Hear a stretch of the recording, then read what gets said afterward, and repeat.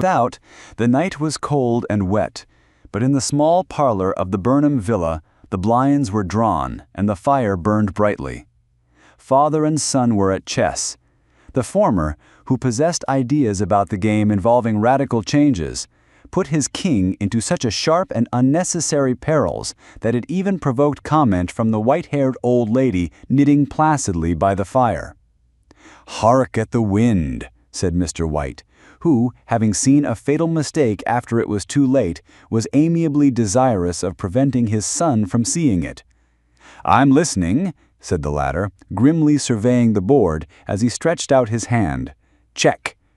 "I should hardly think that he'd come tonight," said his father, with his hand poised over the board. "Mate," replied the son.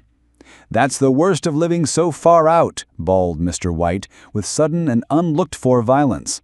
"Of all the beastly, slushy, out-of-the-way places to live in, this is the worst. Pathways a bog, and the roads a torrent. I don't know what people are thinking about. I suppose because only 2 houses in the road are let, they think it doesn't matter." "Never mind, dear," said his wife, soothingly. "Perhaps you'll win the next one." Mr. White looked up sharply, just in time to intercept a knowing glance between mother and son. The words died away on his lips, and he hid a guilty grin in his thin gray beard. "There he is," said Herbert White, as the gate banged too loudly, and heavy footsteps came toward the door. The old man rose with hospitable haste, and opening the door, was heard condoling with the new arrival. The new arrival also condoled with himself, so that Mrs. White said, "Tut, tut," and coughed gently as her husband entered the room, followed by a tall, burly man, beady of eye and rubicund of visage. "Sergeant Major Morris," he said, introducing him. The sergeant major shook hands, and, taking the proffered seat by the fire, watched contentedly while his host got out whiskey and tumblers and stood a small copper kettle on the fire.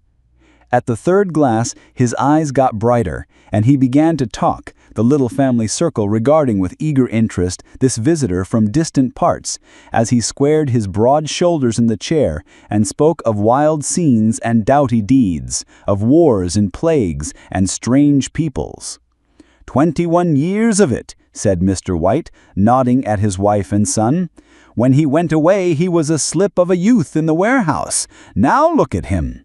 "He don't look to have taken much harm," said Mrs. White, politely. "I'd like to go to India myself," said the old man, "just to look round a bit, you know." "Better where you are," said the sergeant major, shaking his head. He put down the empty glass and, sighing softly, shook it again. "I should like to see those old temples and fakirs and jugglers.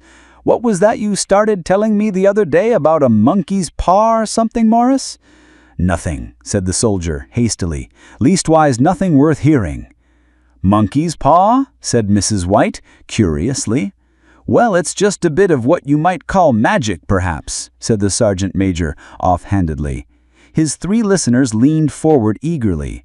The visitor absent-mindedly put his empty glass to his lips and then set it down again. His host filled it for him. "To look at," said the sergeant major, fumbling in his pocket, "it's just an ordinary little paw dried to a mummy." He took something out of his pocket and proffered it. Mrs. White drew back with a grimace, but her son, taking it, examined it curiously.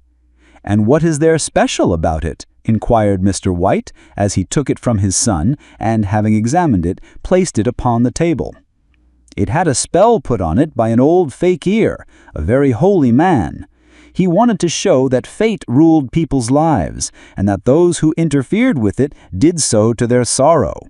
He put a spell on it so that 3 separate men could each have 3 wishes from it." His manner was so impressive that his hearers were conscious that their light laughter jarred somewhat. "Well, why don't you have 3, sir?" said Herbert White, cleverly. The soldier regarded him in the way that middle age is wont to regard presumptuous youth. He said, "I have," and his blotchy face whitened. "And did you really have the 3 wishes granted?" asked Mrs. White.